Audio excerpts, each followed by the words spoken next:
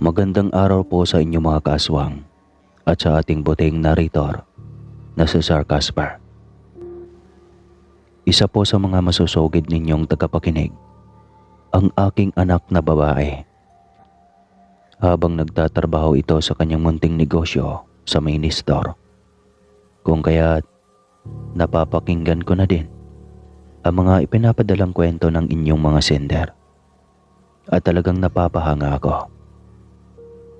Nung una ay inakala kong radyo ang pinapakinggan ng anak ko.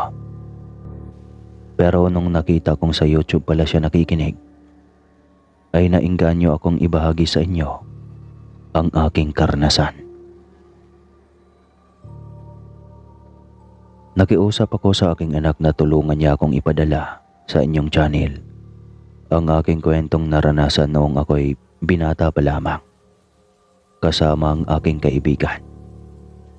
Mabuti na lamang talaga at nakumbinsi ko ang anak kong tulungan niya akong ipadala sa inyong channel ang aking karanasan kong ito. Kung sakali mang mapili ninyong aking karanasang mabasa ninyo, Sir Casper, ay lubos ko itong ikakagalak. At ngayon pa lang ay labis-labis na ang aking pasasalamat. Tawagin niyo na lamang ako sa pangalang Larry. Kasalukuyang naninirahan dito sa Negros Occidental. Ang kwentong aking ibabahagi sa inyo ay nangyari ito sa lugar kung saan kami nanirahan ng pamilya ko noon. Naganap ang pangyayaring ito dekada 70. Itong mga panahong ito ay binata pa lamang ako at naninirahan sa probinsya ng Capiz kasama ang aking mga magulang at kapatid. Bata pa lamang ako, hindi nalingid sa akin ang tungkol sa mga kababalagan. Kung kaya halos karamihan sa mga kwentong aswang ay talagang naniniwala ako. Lalo at ako rin mismo ay nakaranas na ng kababalagan. Kaunting pagpapaliwanag ko lamang sa baryong tinitira namin. Mula sa bungad ng baryo ay maglalakad ka pa na mga 10 minuto siguro bago marating ang bahay namin. Hindi rin simentado noon ang kalsada. Gawa ng liblib na baryo na ang tinitirhan namin. Yari sa pawid ang bubungan namin at kawayan naman ang dingding. Habang sahig naman ay yari sa tabla ng mahogani. Literal na bahay pang probinsya lang talaga ang tahanan namin, mga kaaswang. May silong din kami na siyang pinaglalagyan ng mga panggatong at iba pang mga kagamitan ng aking ama. Na mga panahong ito rin ay gasera lamang ang nagsisilbing liwanag sa bahay namin tuwing gabi. Gawa ng hindi pa abot ng kuryente ang baryo namin. Naalala ko pa ngang masayang masaya kaming magkakapatid noon kapag kabilugan ng buwan. Gawa ng maliwanag na maliwanag ang buong paligid. Tuwing kabilugan nga ng buwan ay magsisipaglabasan ang mga kabataan noon. Naglalaro, naghaharutan, at ang iba naman ay nag-uumpukan at nagkakwentuhan tungkol sa mga kababalagan. Masaya ang buhay kabataan noon kapag kabilugan na ng buwan. Dahil halos lahat ay nasa labas ng bahay. Maging ang mga padre di pamilya at madre di pamilya ay nasa labas rin ng bahay at nakikipagkwentuhan. Isang araw, habang nagkakwentuhan kami ng kaibigan kong si Bornok, ay nagsabi ito na may natitipuhan umano siyang babaeng bagong salta sa Karatig Sitio. Bakit mo sinasabi sa akin may natitipuhan ka? Hindi ka ba natatakot na baka masulot ko ang babaeng sinasabi mong natipuhan mo? Pagbibiro kong wika sa kaibigan ko. Sira ulo ka talaga, no? Kaya ko nga sinasabi sa iyo dahil magpapasama ako sa iyong pumunta sa bahay ng dalaga. Dahil manliligaw ako, wika ng kaibigan ko. Natawa naman ako at nagwikang hindi ako siguradong masasamahan siya. dahil may gagawin pa ako sa bahay. Isa pa, medyo may kalayuan din ang sityo ng babae. Dahil sa lalakarin namin ito ng 1 oras mahigit, papunta sa lugar na iyon. At may dadaanan pa kaming walang kabahayan. At sa pagkakaalam ko ay may napapabalitang may nanghahabol daw umanong aswang sa bakanting lupang walang kabahayan. Bakit naman kasi sa dinami-dami ng mga kadalagahang pwede mong ligawan? Doon pa talaga sa may kalayuang lugar. Grabe ka, Burnok. Ang lupit mo. Nagtatawa kong sambit at pabirong hinampas ang kaibigan ko sa balikat. Hindi naman masyado, tol. Tsaka sanay ka na namang maglakad ng malayo eh. Huwag ka nang magreklamo dyan. Aniya pa. Napangiwi naman ako sa sinabi ng kaibigan ko. Dahil sa napakaprangka talaga nitong tao. Wala man lang paligoy-ligoy kong pagsasalita. Sasabihin niya kung ano ang gusto niyang sabihin. Ano tol, samahan mo na ako mamayang gabi ha. Pagmamakaawang pakiusap ni Burnok sa akin. Sinabihan ko siyang pag-iisipan ko pa. Hindi ko kasi alam kung masasamahan ko ba siya o hindi. Dahil kilala niya naman ang mga magulang ko. Mahigpit pa sa mahigpit yon. Halos ayaw na nga akong payagang lumabas ng bahay. Sige na tol, samahan mo na ako. Alam mo namang ikaw lang ang pwede kong isama kapag may mga lakad ako, di ba? Samahan mo na kasi ako. Pagmamakaawang wika ni Burnok sa akin. Nangongonsensya pa ito at nagwikang kung mayroon lang umano siyang maisasamang ibang tao ay hindi na niya ako kukulitin pa. Alam mo namang palaging ganoon ang nanay mo eh. Pumayag ka na tol. Tsaka kung gusto mo, isama natin ang iba pa nating mga kaibigan. Pangungulit nitong sabi sa akin. Sige na, sige na. May magagawa pa ba ako? Kahit umayaw pa ako ay wala na rin naman ako magagawa. Dahil hindi mo rin naman ako titigilan sa pangungulit. Wika ko sa kanya. Matapos siyang marinig ang sinabi ko ay malapad na ang pagkakangiti niya. At halos hindi na maitikom ang bibig. Kulang na lang ay pasokan na ng napakaraming bangaw ang bibig nitong nakanganga. Itikom mo na yung bibig mo. Mapasukan pa yan ng bangaw. Malunok pa. Saway ko sa kanya. Ito naman, masaya lang ako eh. Pagbabawalan niyo pa. Tawang-tawa naman ang kaibigan ko at nagwikang masaya lang raw siya dahil pumapayag na akong samahan ko siya.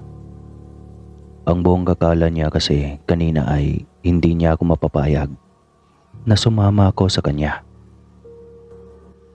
Kilala kita tol, kapag hindi kita sasamahan paniguradong 1 linggo ka na namang magtatampo sa akin. Kaya ano pa bang magagawa ko? Kakamot-kamot sa ulong tugon ko sa kanya. Sige tol, hintayin na lang kita mamaya sa bahay ha. Uwi ka nito bago umalis. Sinabi ko naman sa kanyang siya na lang ang pumunta sa bahay namin. Daanan niya lang ako mamaya dahil susubukan ko pang magpaalam sa mga magulang ko.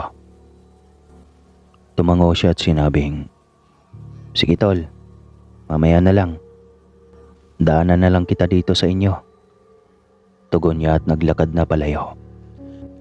Samantalang ako naman ay pumasok na sa loob ng bahay. Nung sumapit na nga ang kinahapunan, pasado 5:00 na ng hapon, nang dumaan sa bahay namin si Burnok. Kasama ang isa pang kaibigan naming si Danilo. Masaya ang mga itong nagkukwentuhan habang naglalakad papalapit sa bahay. Bihis na bihis kayo ah. Saan na naman ang lakad ninyo? Pagtataray na tanong ng aking ina nang mabungaran sila nito sa bakuran. Diyan lang po. Aakyat po ako ng ligaw. Magpapasama lang po ako kina Larry at Danilo.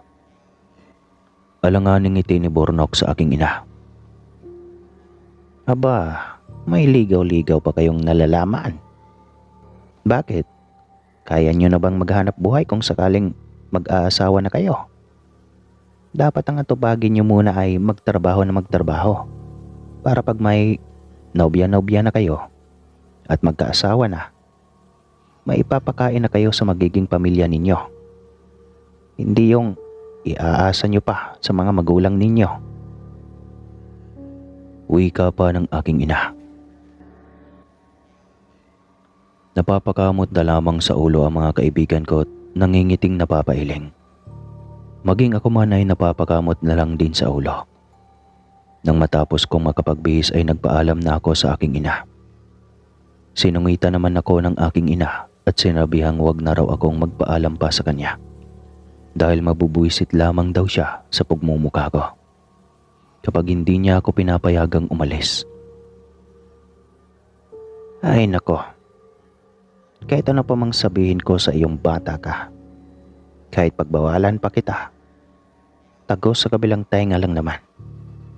Bahala kayo sa buhay niyo kung saan niyo gustong magpunta. Basta kung mapahamak man kayo, huwag niyo akong masisisi ha. Kundi, pag-uuntugin ko kayo magkakaibigan. Galit na wika ng aking ina. Sige po nay, alis na po kami. Nakangiting wika ko sa aking ina.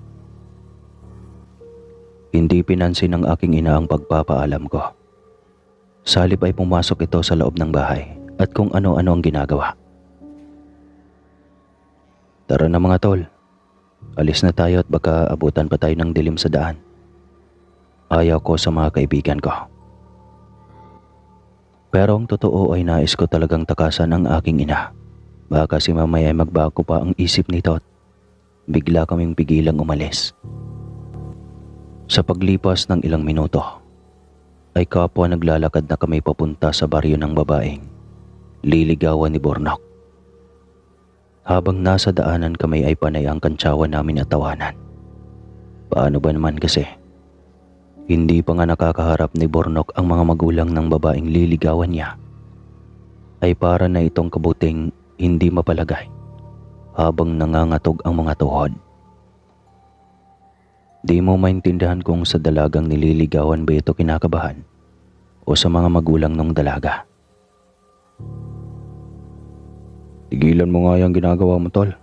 Parang hindi ka lalaki sa ginagawa mo eh. Saway pa ng kaibigan naming si Danilo.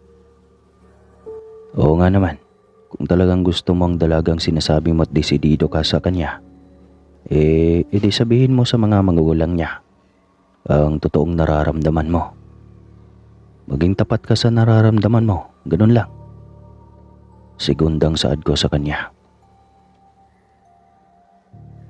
Ngumiti naman siya at pilit na nagwikang lalakasan niya umano ang loob niyang aminin sa dalagang gusto niya ito. Harap siya ng nakataas noo sa mga magulang ng dalaga at sabihin sa mga ito ang totoong pakay niya. At isa pa ay malinis naman ang hangarin niya dito. Tara na nga, bilisan na nating maglakad para makarating na tayo kaagad. Wika ko sa kanila at nagmadali na ngang maglakad.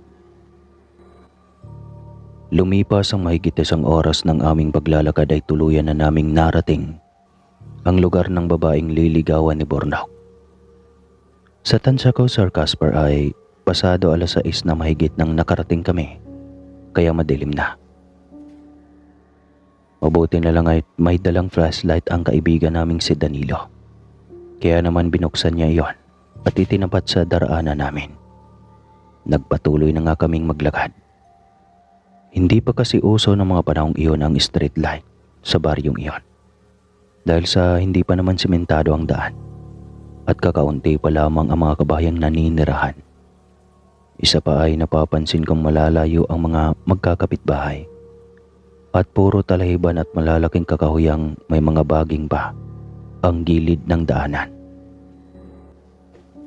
Habang naglalakad na kami patungo sa bahay ng dalaga ay nakakarinig ako ng mahihinang huni ng ibon at mga pag-angil ng hayop sa gilid ng daanan. Medyo nakaramdam ako ng kaunting kaba.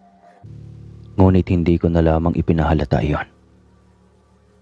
Idagdag pang napakaaga pa ng gabi ay kapwa sarado na ang lahat ng mga kabahayang nadadaanan namin. Tanging pagtahol ng aso na lang ang naririnig namin sa daan at ang huni ng mga kuliglig.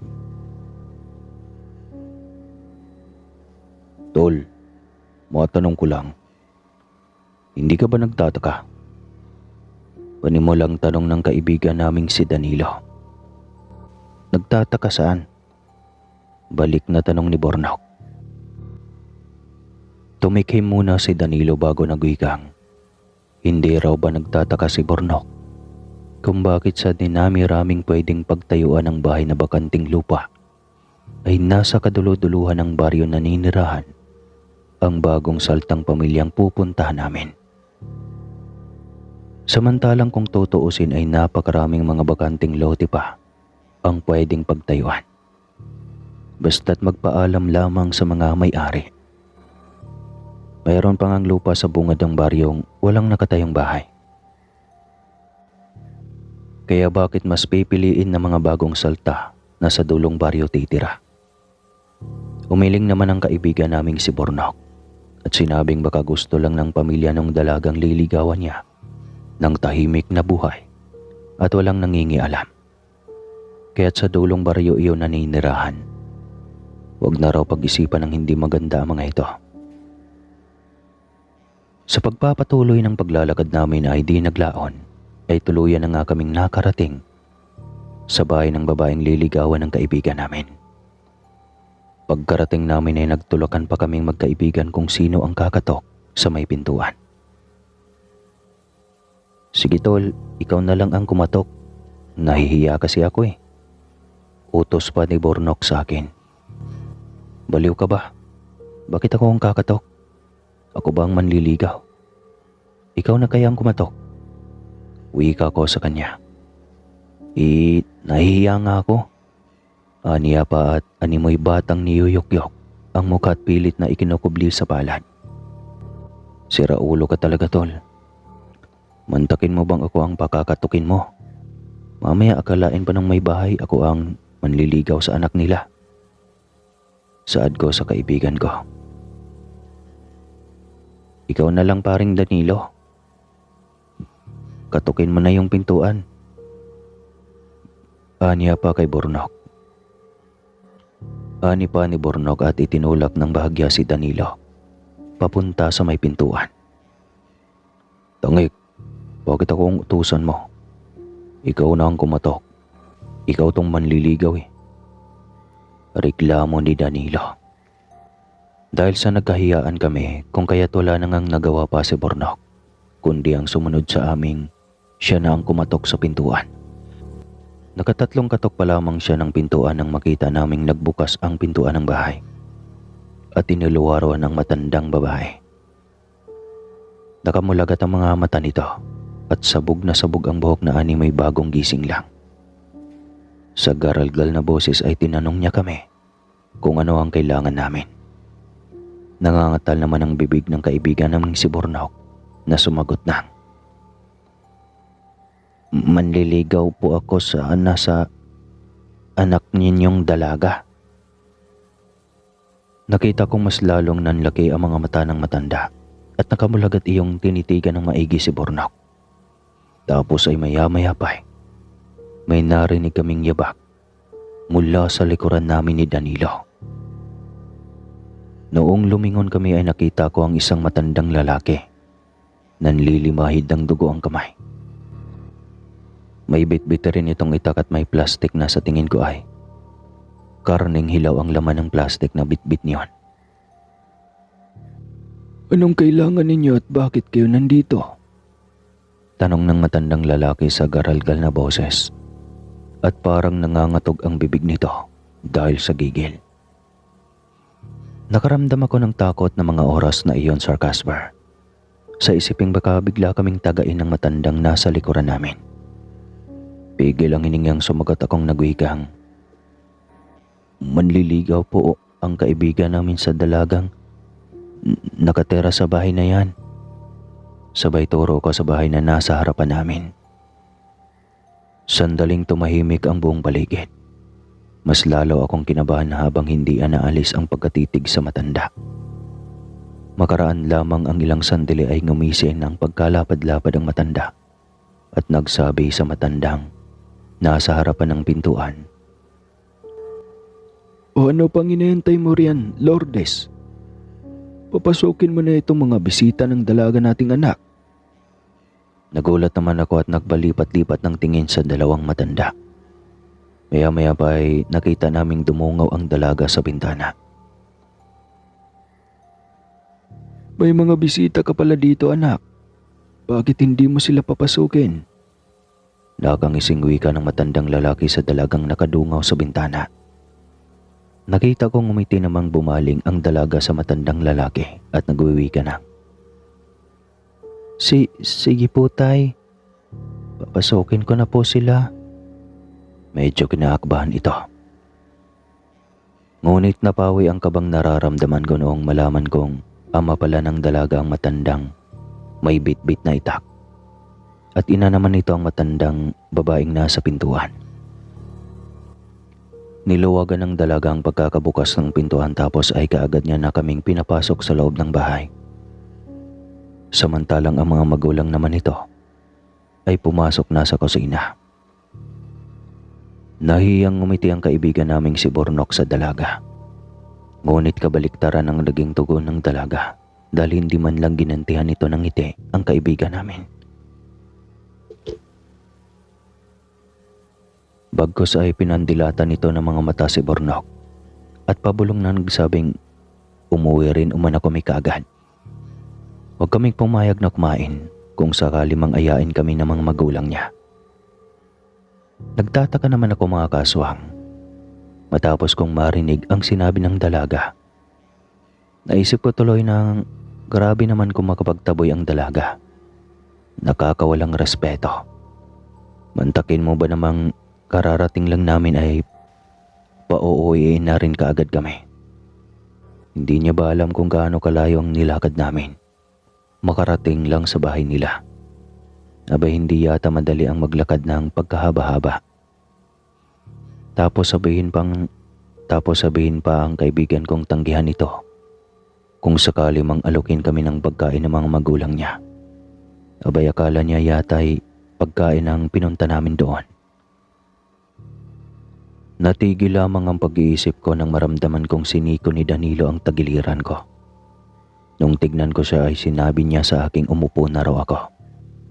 At ilabag ko na sa lameseta ang bitbit kong alak. Umupo ka na, tol. Nakakahiya sa mga magulang ni Marites. Wika pa sa akin ni Bornok.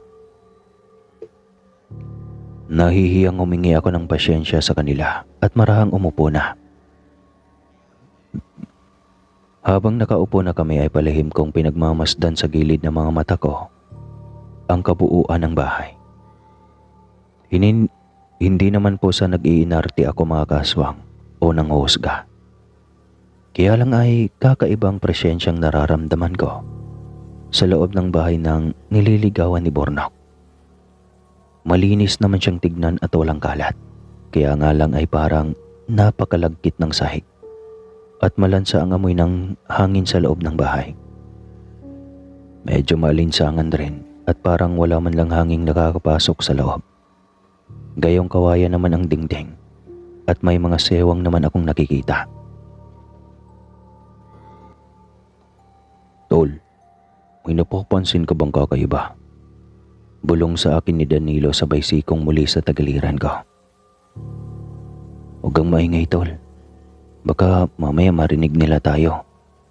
Saway ko sa kanya. Sinabi ng kaibigan kong seryoso siya sa sinasabi niya. Kakaiba raw ang nararamdaman niya sa loob ng bahay. Muli ko naman siyang sinaway at sinabihang mamaya na namin pag-usapan ang tungkol doon kapag pauwi na kami. Nakakahiya kasi sa mga magulang ni Marites kung sakaling maririnig nila ang mga sinasabi namin. Ilang sandali pang lumipas ay lumabas na ng kusina ang mga magulang ni Marites. Inaya kami ng ina nitong kumain dahil marami-rami raw ang niluto nilang pagkain. Hindi na po. Nay, maraming salamat na lang po sa paanyaya pero busog pa po kasi kami. Kumain po kasi kami sa bahay bago pumunta dito. Pagtangging saad ng kaibigan naming si Bornok. Napansin kong kahit na kinakabahan siya ay pilit niya pa ring hinarap nang nakangiti ang mga magulang ng dalagang nililigawan niya. Kahit na nagbumukha na siyang tonta sa ginagawa niyang pagngiti. Kahit na walang ekspresyon ang mukha ng mga magulang ng dalaga sa tuwing humaharap sa kanya. Parang mga manikin lamang ang mga ito kapag nakikipag-usap. Samantalang ang dalaga naman ay hindi ko maintindihan kung kinakabahan ba ito. Dahil may nanligaw sa kanya o kinakabahan ito. Dahil sa kakaibang ipinapakita ng mga magulang niya. Kaya ako nasabing kinakabahan o natataranta si Marites mga kaaswang, yun ay. Dahil sa hindi ito mapalagay sa kinaupuan. Panay ang tingin niya sa mga magulang niya at para bang may nais sabihin kay Bornok. Kaya nga lang ay panay rin naman ang tingin ng mga magulang niya sa kanya. Sa pagdaan nga ng mga sandali ay kakaiba na ang amoy na nalalanghap ko sa loob ng kanilang bahay. Parang amoy mapanghing amoy malansang hindi ko maintindihan. Nakakasulasok iyon sa ilong at parang masusuka na ako. Kaya lang ay nagpipigil akong wag masuka dahil sa nakakahiya naman sa mga magulang ni Marites. Ang astig na pangalan. Maya-maya pa'y nakaramdam na ako ng pagkaihi. Kung kaya sandali akong nagpaalam sa kanila para magbanyo. Itinuro naman ng dalaga ang palikuran kaya agaran na akong nagtungo. Habang umiihi ako ay nakarinig ako ng kakaibang huni. Yung bang parang humihinga ng malalim at sunod-sunod na ibinuga. Hindi na iwasang magtaasan ng mga balahibo ko sa batok at nangapal ang mukha ko dahil sa takot na nararamdaman. Sunod-sunod na rin ang pagbilis ng tibok ng puso ko na para bang tinatambol iyon. Anong ingay na iyon? Kakakilabot naman pakinggan. Tanong ko pa sa aking isipan. Nagmamadali akong umihi at pagkatapos ay lumabas na ng palikuran. Noong naglakad na ako pabalik sa loob ng bahay ay sa di sinasadyang. Nakita ko ang ama ng dalagang nakatayo sa gilid ng bahay. Malapit sa may puno ng niyog. Napansin kong parang hinihingal ito o kaya hinihika. Base na rin sa nakita kong panay ang pagtaas baba ng balikat nito. Lalapitan ko na sana ito at tanungin kung ano ang nangyayari.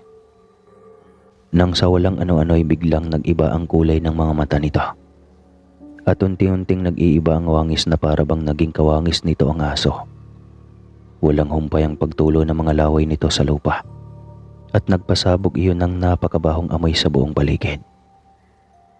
Sa sobrang takot ko ay daig pa ang 4:00 kumaripas na ako ng takbot, agad na nagsisigaw sa mga kaibigan kong may aswang. Sa pintuan pa lang ay sigaw na ako ng sigaw na lumabas na sila sa bahay dahil may aswang. Kaagad namang sumunod ang mga kaibigan ko dahil sa nakita na rin pala nila ang nilalang na humahabol sa akin. Habang tumatakbo na kami ay naramdaman naming sumusunod ang nilalang. At umaangil ito ng napakalakas na parabang nanggagalaite. Kung kaya mas lalo naming binilasan ang pagtakbo. Ilang sandali pa ay may naririnig na kaming lumilipad sa taas at humuhuni ng wakwak. Meron ding kulay itim na aso ang umahabol sa amin. Kaya sinabi ko sa mga kaibigan ko na sa talahiban kami dumaan para hindi kami madagit ng kung anumang ibon o nilalang ang nasa taas. Sapagkat naririnig na namin itong humuhuni. Agad naman kaming pumasok na sa talahiban habang tumatakbo dahil sa malapit na kaming maabutan nito.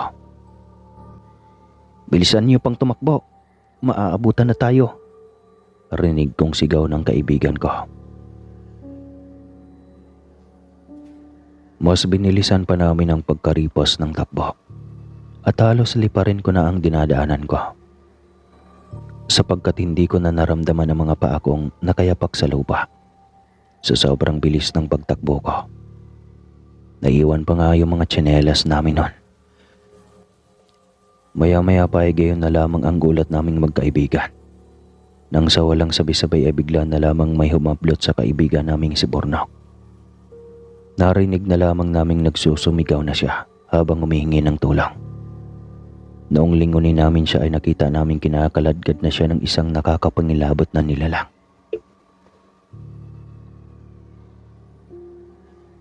"Mga pare, tulong! Tulungan niyo ko!" Sigaw niya pa tumingi ng tulong. Agarang nagagilap ako sa paligid ng kahoy o kahit na anumang matulis na bagay na may panghahambalos ko sa nilalang. Hindi naman naglaon ay may nakita akong putol na kahoy, kung kaya't itinusok ko muna iyon sa lupa bago sugurin ang nilalang at pinaghahambalos ko iyon. Nang sa gayoy mabitawan niya ang aking kaibigan. Subalit sadyang napakakunat ng balat at napakalakas ng aswang. Kung kaya hindi ko ito mapupuruhan. Ilang sandali pa ay ako naman ang hinarap ng nilalang. Sobrang nakakatakot ang wangis nitong nanlilimahid sa langis at napakahaba ng dilang naglabas-masok sa kanyang bibig. Napapalibutan rin ng mga nagsisitulisang mga ngipin ang bunganga nito. Ani may lumuluwa na ang mga matang mabalasik. Habang nakikipagsagupa ako sa aswang ay panay na ang pagmumura ko. Mabilis naman akong tinulungan ng mga kaibigan ko. At kumuha nga sila ng batot, walang tigil na pinagpupukpok ang nilalang na ito. Na naging sanhi kung bakit mas lalo itong nanggagalaiti at umangil ng napakalakas.